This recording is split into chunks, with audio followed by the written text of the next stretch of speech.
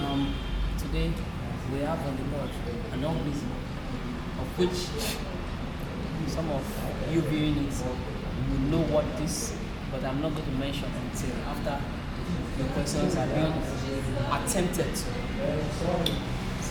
today is 17th of January 2020, and these are questions coming from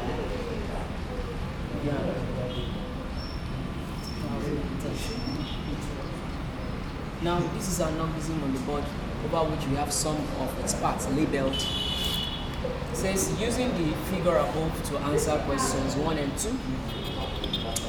Question 1, the structure labeled 2 or II is the dash.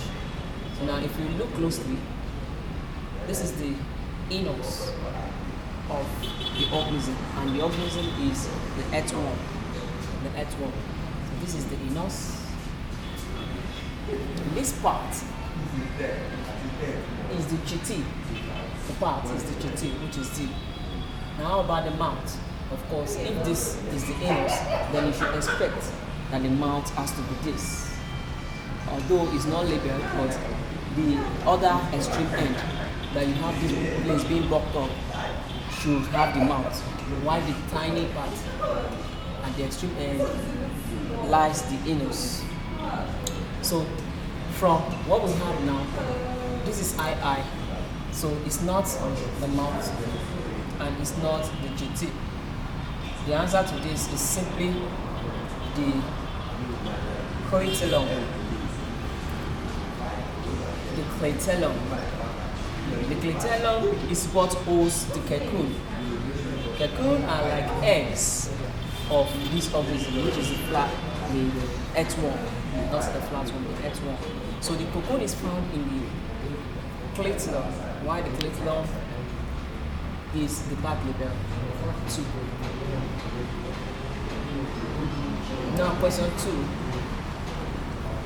2. The organism is found in soils rich in not mud, although during rainy season we tend to see this organism being exposed by erosion, and then we begin to identify. Nevertheless, it is not assumed that it is where we have the ground muddy that you have the earthworm.